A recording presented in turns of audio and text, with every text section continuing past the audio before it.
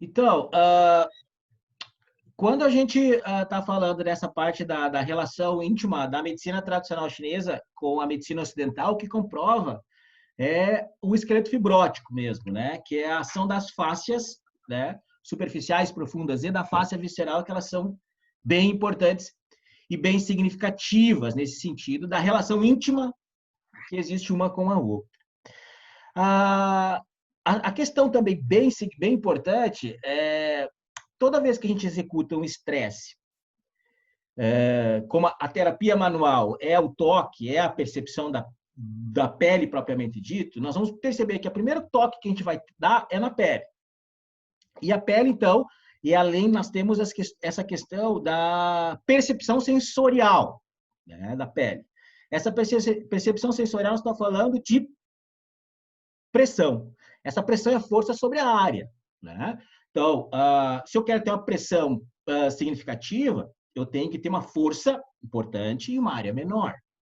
Se eu quero ter uma pressão não tão intensa, eu preciso ter a questão de uma força menor e uma área maior.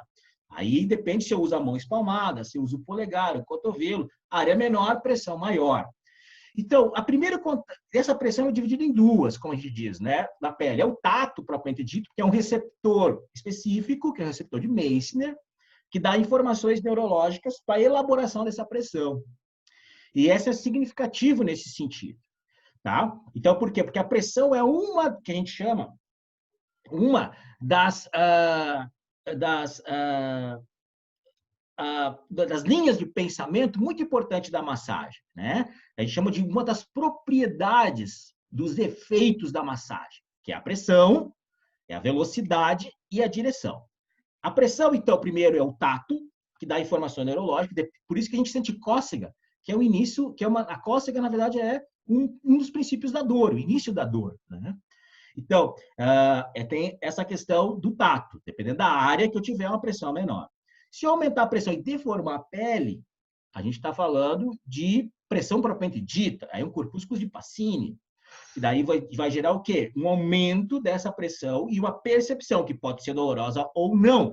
Aí eu já ativo os receptores de terminações livres, chamado de nociceptores, distribuídos pelo corpo inteiro. Quanto mais profundo, mais eu ativo os receptores de dor. Isso é bem significativo. Então, existe a dor orgânica, que a gente fala, que é do corpo como um todo. Existe a dor visceral, que é uma das dores mais significativas, que são as vísceras, que são os receptores que a gente tem, e as percepções de dor emocional, que ela não é uma dor física propriamente dita, mas é uma percepção dolorosa. Quem é que percebe? É o córtex cerebral. Isso é bem significativo.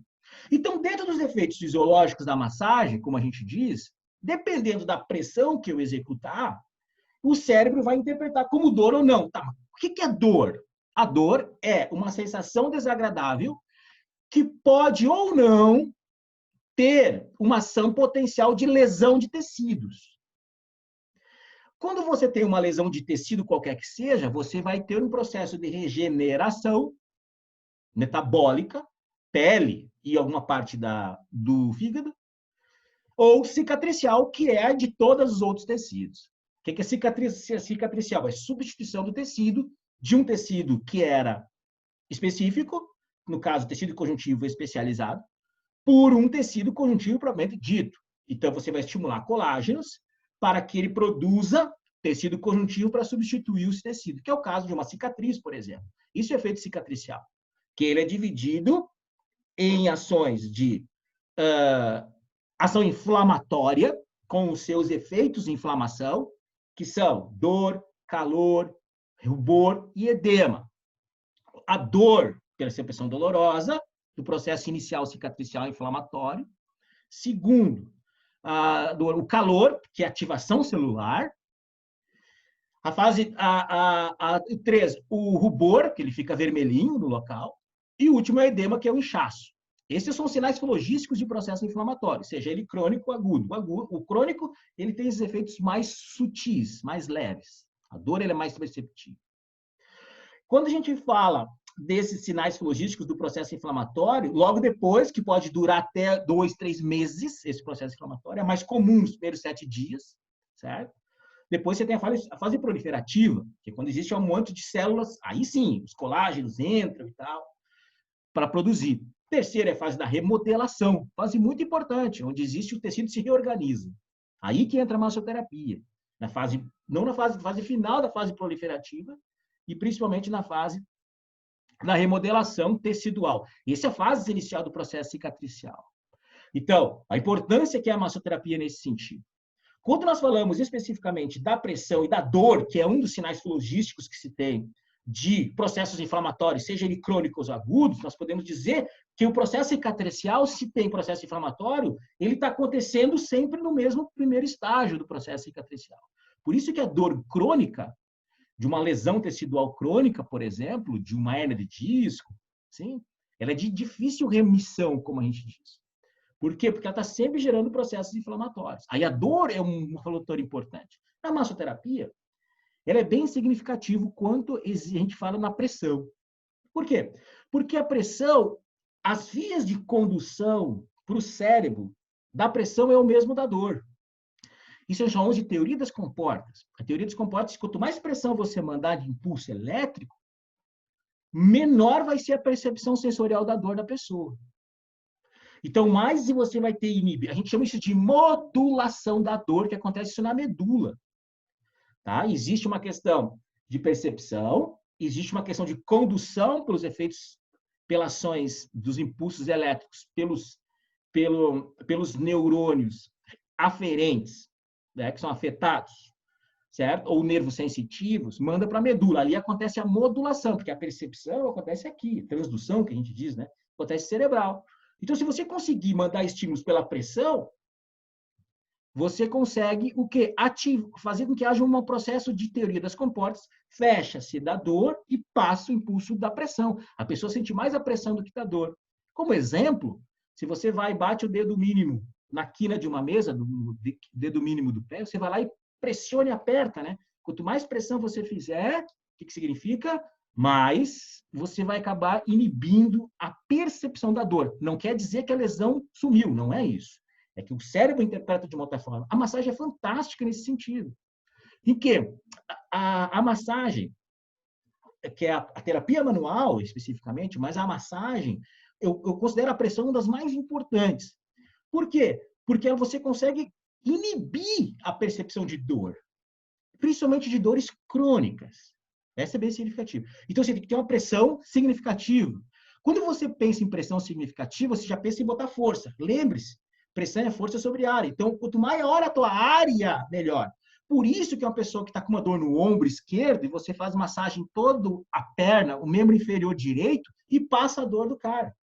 Ai, que mágica é essa? Não, não é mágica. É uma questão neurológica de modulação de dor. Nós temos que ter essa pressão. Então, nós temos que ter essa percepção, como a gente diz. Então, isso é bem significativo. A pressão. Então, por esse princípio, nós vamos levar em consideração o quê? Quanto a pressão mais profunda for, quando a pressão for mais significativa, menos dor a pessoa sente. Que é o que chama de pressão profunda. Quando a gente chama de pressão mais superficial, talvez mais dor ela sinta, porque mais ativação dos receptores neurológicos a gente tem. É que nem você vai papar uma víscera, a mesma situação. Você tem que papar ela lentamente, mas com uma pressão profunda. Durante as técnicas terapêuticas, a gente faz muito isso. Essa percepção da pressão ela é importante. O outro importante significativo é o quê? É o que a gente chama de velocidade. Quando a gente chama de velocidade, a gente está falando de quê? De quanto de veloz você fala. A literatura fala que é de 5 movimentos por segundo você tem que fazer para que ela tenha um efeito bem importante. Só que isso é mais difícil de você fazer, certo? Então, de uma forma geral, a gente consegue perceber o quê? Que essa velocidade, quanto mais lento você fizer, mais você ativa o sistema parasimpático, que é um sistema nervoso autônomo que causa o relaxamento e causa a inibição dos sistemas. Quanto mais rápido eu fizer, mais eu ativo o sistema simpático, como a gente diz, que está diretamente relacionado com a ativação dos sistemas. Então, mas como é que eu consigo perceber o que é rápido, o que é lento, o que é rápido? Se eu executar com um movimento muito rápido, a ponto de 2, 3 movimentos por segundo, ou 1 por segundo, como a gente fala, você ativa o sistema simpático. Então, um movimento em 1 segundo, dependendo da área que você tiver, você acaba ativando o sistema nervoso simpático, que ele é mais central, como a gente diz, que ativa todos os outros sistemas. Quanto mais lento eu fizer, então se eu pegar uma área X de 1 palmo, por exemplo, certo? Se eu conseguir executar aproximadamente 50 centímetros, como a gente diz, né? 2 palmos, digamos, 50 centímetros, em um movimento, em um ciclo, como a gente diz, que é um vai e um volta, certo? Em metros, em 1 metro, por exemplo, fala-se aproximadamente, né, de 2 ciclos. Então, você vai 1 e vai 2. É o que a gente chama de lento. A massagem de Beard explica isso muito bem. Certo? Se você pegar o metro quadrado, então tem que ser 2 ciclos de movimento. Esse é um movimento lento de ativação do sistema nervoso parasimpático, que causa um relaxamento, por assim dizer. Então, essa questão da velocidade ela é bem significativa. Se a gente for ter um outro pensamento, é a questão da parte da direção. No princípio ocidental, como a gente diz, a direção é centrípeta, isto é, direção ao coração, porque estamos falando de sistema circulatório. Então, se eu executar sempre direção centrípeta, isso é de fora para dentro, como a gente chama de uma forma geral, mas é em direção ao coração. A massagem deve ser feita dessa forma, dentro do pensamento ocidental. Já na medicina oriental, é o trajeto do fluxo do Qi, que está diretamente relacionado com os pontos, os acupontos, a localização dos acupontos. E esses acupontos determinam o trajeto do meridiano, do canal. E nesses pontos são áreas de terminações nervosas muito importantes que estão onde? Estão no tecido conjuntivo, isto é, nas faces. Então, quando eu executo um movimento específico no trajeto do canal, eu estou fazendo o objetivo no trajeto das vis do tecido conjuntivo, isto é, onde ser superficial, profundo e visceral, e vai ter essas ações sistêmicas, que a gente fala. Então, essa relação íntima que a gente tem, de percepção de qual que é meu objetivo, se eu quero trabalhar no pensamento ocidental ou oriental. Quando a gente fala dessa questão da direção, a gente está falando também se ele é horário ou anti-horário, mas isso é mais voltado para a medicina tradicional chinesa. Se eu executo um movimento horário, eu causo um movimento de ativação do sistema simpático. Se eu faço sentido anti-horário, eu penso de ativação do sistema nervoso parasimpático, ser mais profundo. Por isso que o superficial, o sentido horário de ativação, ele é mais superficial, ele é mais rápido, por assim dizer. Aí causa uma ativação. Porque a percepção dos sistemas neurológicos que existem, os ramos neurológicos que estão nos tecidos conjuntivos, tem essa direção. Então, essa percepção da direção das técnicas, da direção, se ela é centrípeta no sentido de coração, por causa do sistema circulatório, da biomedicina, ou do trajeto dos canais, dos acupontos, é que vai determinar o trajeto da medicina tradicional chinesa, é o que vai determinar a minha direção. Eu tenho que estar bem claro isso, de pressão, velocidade e direção. Se eu tiver isso claro, eu vou ter todos os efeitos fisiológicos que existem, seja ele neurológico, seja ele circulatórios, seja ele emocionais pela parte do sistema límbico. Outro ponto bem importante que a gente fala da parte dos efeitos fisiológicos é a questão da questão inflamatória. Como a gente sabe, existe a questão dos mediadores químicos, né? Braticine e tal, que são mediadores químicos que são responsáveis para causar a recuperação, certo? Esses mediadores químicos que são liberados pelo processo inflamatório, nós vamos ter que pensar que como a massagem faz isso, como a gente executa as técnicas de massagem, nós vamos causar o quê? Nós vamos causar a retirada desses resíduos metabólicos que estão no meio intersticial. De uma forma direta, se você for no local, ou de uma forma indireta, se você for nos locais adjacentes, próximos, como a gente diz. Então, se eu tenho uma lesão de joelho, por exemplo, né, torcer o joelho hoje, eu não posso executar uma técnica de massagem no joelho dele, hoje, mas eu posso executar no quadril e no tornozelo. E aí, de uma forma sistêmica, dos efeitos fisiológicos da massagem, os efeitos da massagem, pela forma sistêmica, ele retira esse resíduo metabólico, reduzindo também as questões inflamatórias. Então, isso ainda existe uma discussão importante. Analgésico não tem mais discussão, né, com os efeitos da massagem, mas os anti-inflamatórios, não são anti-inflamatórios, né? São mediadores inflamatórios, como a gente diz, né? Também existe uma discussão, existe um consenso já, tá? Mas não se sabe exatamente como isso acontece. Como esses mediadores inflamatórios eles são efetivos dentro desse processo de amenizar esses processos inflamatórios. Sabe-se que isso existe, certo? Principalmente nas questões crônicas, como a gente diz. Então, essas são situações importantes da fisiologia da massagem que elas estão diretamente relacionadas com o quê? Com os efeitos que esses estresses da massagem, dos efeitos do toque em si pode causar. Outro ponto também bem importante é os efeitos mecânicos. Os efeitos mecânicos são os efeitos que estão diretamente relacionados com a modificação dos tecidos. Quando nós executamos técnicas de massagem, nós estamos causando estímulos, certo? Estresses que vão causar o quê? Uma resposta fisiológica. Então, se uma pessoa tem uma cicatriz, por exemplo, se você executar técnicas na fase de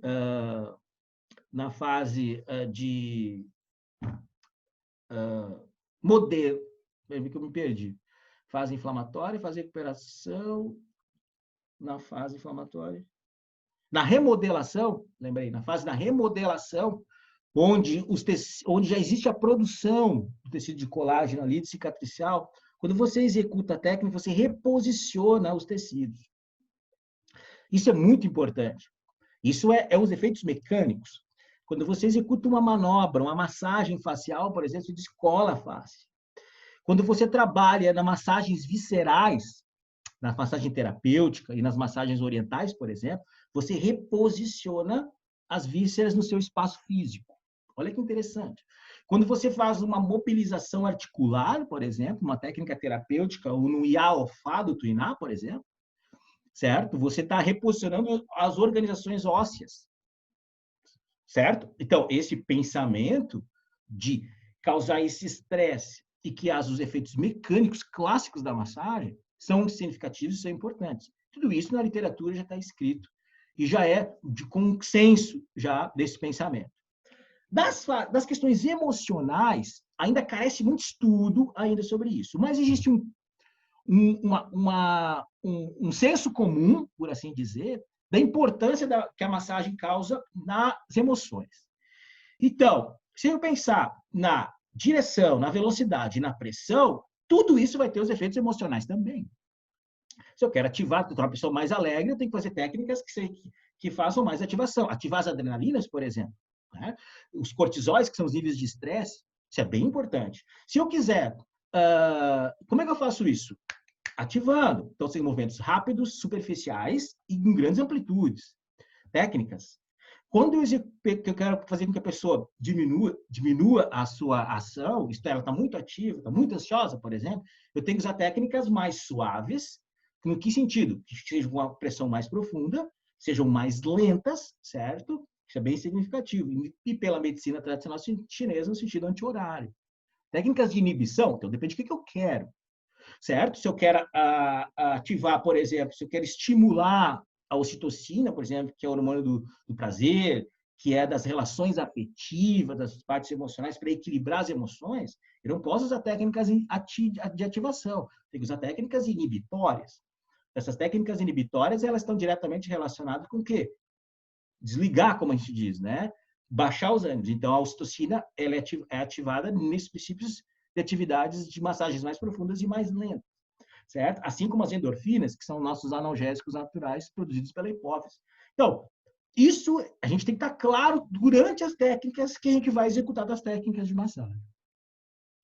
Esses pontos importantes também é que toda a parte de massagem, se todas as técnicas de massagem elas estão diretamente relacionadas com a parte neurológica, a parte neuromuscular, com a parte circulatória, a parte mecânica e emocional, o que é que rege tudo isso? Os sistemas corporais, hormonais e o cérebro.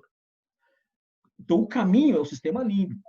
Então, o sistema límbico ele está diretamente relacionado com, onde fica no miolo do cérebro, está diretamente relacionado com as emoções. As 5 emoções que a gente tem e as suas variações das emoções. Cada vez que eu executo o estímulo elétrico, ele vai passar por ali. Então, esse é o que carece ainda de estudos, de como essas percepções de córtex cerebral, durante o impulso elétrico, que não seja na modulação, que a gente chama, que é lá na parte medular, que a dor já está comprovada quanto a isso, é a questão de como passa, quando ele passa pelo sistema límbico, ele ativa o sistema das emoções. Ainda carece de muito estudo. Da medicina tradicional chinesa, nós estamos falando dos movimentos. Então, se eu trabalhar, por exemplo, no ponto G11, nós estamos trabalhando no intestino grosso, nós estamos trabalhando na tristeza da pessoa, certo? Essa é uma relação que a medicina tradicional já fala. Na biomedicina, quando você comprime aqui, vai ter a relação do esqueleto fibrótico que vai agir diretamente no intestino grosso de ativação. Então, não existe essa comprovação ainda. É um senso comum que existe realmente, mas como isso aí não foi comprovado ainda cientificamente. Uma linha de ação, sim, é comprovada pelo pensamento neurofisiológico da auriculoterapia, técnicas de massagem que nós vamos desenvolver. Isso aí nós vamos ver isso em aula, tá? Que é a questão de massagem auricular, que é o Tuiná faz isso, onde nós temos a concha da orelha, que nós conseguimos ativar o nervo vago, que é um dos pares de nervos cranianos. E ele está diretamente relacionado com o sistema límbico. Então, o vago, ele regula as emoções, né? Então, se você fizer a massagem na orelha, você consegue sim. Isso é comprovado cientificamente pela biomedicina. Já a medicina tradicional chinesa já é um senso comum que isso é possível realizar nos outros movimentos também. Com os mesmos princípios. Pressão, velocidade e direção. Então, a gente tem que estar com isso em mente para que a gente consiga elaborar um plano de ação e executar qual técnica a gente vai usar. Então, por exemplo, quais são as técnicas? Deslizamento especial, profundo, amassamento, rolamento, fricção, percussão, vibração. Então, são essas técnicas que existem. Existe outra? Existe na medicina tradicional chinesa, existe uma outra, mas a gente vai entrar isso depois nas técnicas específicas. O que vai reger isso? É minha pressão, minha velocidade e minha direção. Ponto. Então, o deslizamento especial, profundo, eu tenho que saber como eu vou executar. Meu amassamento, meu pensamento. Então, todas essas técnicas que já foram descritas lá, que foi fundamentado pelo mundo ocidental por Ling, lá desde 1900, foi se elaborando e se lapidando quais são essas formas. Então, não existem outras técnicas que não sejam essas.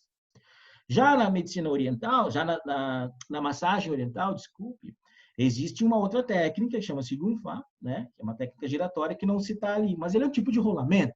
Então, se a gente pensar, os efeitos são os mesmos. Depende do que eu quero executar numa determinada técnica, desde que eu tenha esse conhecimento de que das técnicas, as bases da biomedicina, da ocidental, e as bases da medicina tradicional chinesa, da oriental. O princípio disso, eu sei que eu vou ter os efeitos neurológicos, os efeitos neuromusculares, os efeitos mecânicos, né, como a gente diz, os efeitos psicológicos, né, e os circulatórios, que são bem importantes. E o energético, como a gente diz, né, da energia, que é da medicina tradicional chinesa. Então, nós temos que ter esse pensamento e saber o que a gente quer durante uma determinada técnica. Para isso, eu preciso saber, se eu tiver essa fundamentação da técnica, das técnicas que existem, quais são as bases tecnológicas dela? Desculpe, quais são as bases que sustentam essa técnica? Quais são os efeitos fisiológicos da massagem em si? Eu sei saber se eu vou poder usar ou não elas. Que é o quê? As indicações e as contraindicações. Se eu só vou saber se é indicado ou não, se eu souber a fisiologia e a técnica. Então, isso é bem importante e é bem significativo. Para eu poder saber se é indicado ou não, eu tenho que ter feito uma avaliação, que é os métodos de análise de avaliação. Então, existem esses assuntos para discutir posteriormente. Tudo bem, pessoal?